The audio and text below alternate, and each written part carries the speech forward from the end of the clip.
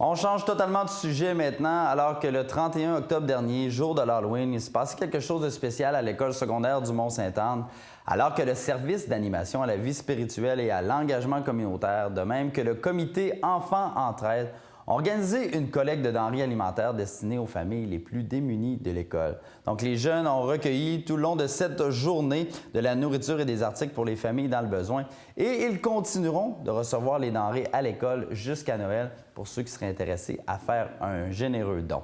Donc, pour en parler, je rencontre les deux porte-paroles du comité Enfants Entraide, Laurie Laberge et Valérie Lapointe. Et tout de suite après, je vous invite à écouter Diane Giguère, une femme de cœur qui est en charge des paniers de Noël depuis plus de 25 ans.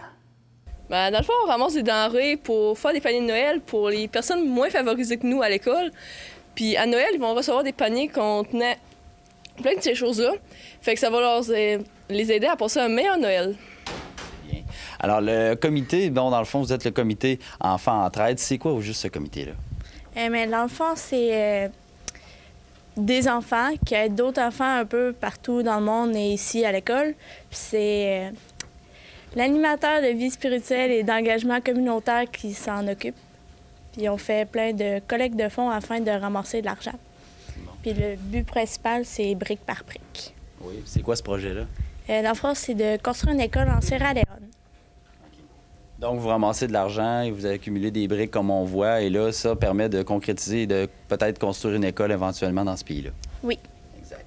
Bon, il y a ce projet-là, entre autres, la collecte de denrées, l'école. Est-ce qu'il y a d'autres projets reliés à Enfants Entraide? On a aussi ramassé des scènes noires il y a 2 ans. Puis là, on ramasse le petit change. Ça permet de fournir l'eau potable à des enfants en Sierra Leone, justement. La première année qu'on l'a fait, ça a permis à 9 enfants d'avoir accès à l'eau potable pour le reste de leur vie. C'est aussi un de nos projets.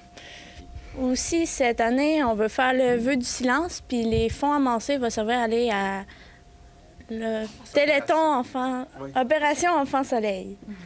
Et pourquoi, toi, tu as décidé de t'impliquer dans ce comité-là? Je trouvais ça intéressant, puis ça fait comme du bien d'aider les autres autour de soi. Et toi, qu'est-ce que ça a fait sur un plan plus personnel?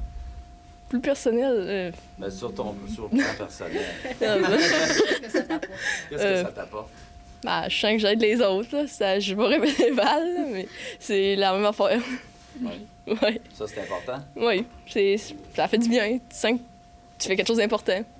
C'est sûr qu'au départ, je suis enseignante en adaptation scolaire, fait que ça va peut-être un petit peu plus me chercher. Et tout ça a commencé par un psychologue qui était ici à l'école. Fait qu'on a monté ce projet-là tranquillement, mais avec carrément rien, là, qu'on allait chercher des denrées un peu partout, on allait collecter un peu partout. On livrait même les paniers à domicile à ce moment-là. Là. Ça pouvait prendre 3 jours, mais on le faisait pareil.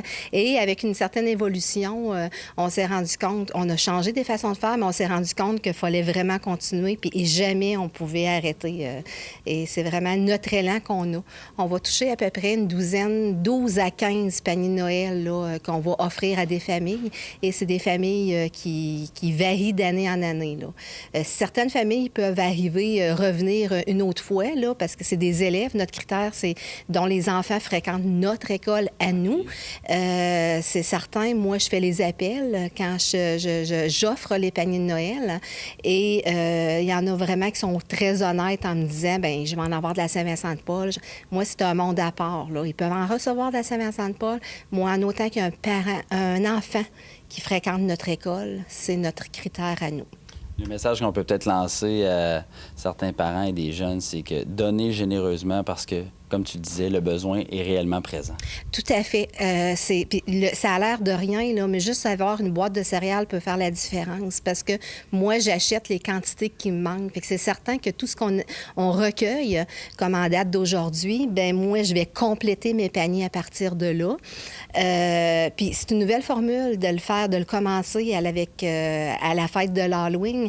C'est grâce à notre animateur de vie spirituelle ici et le groupe d'enfants Entraide qui contribue beaucoup à cette façon-là parce que c'est notre coup d'envoi.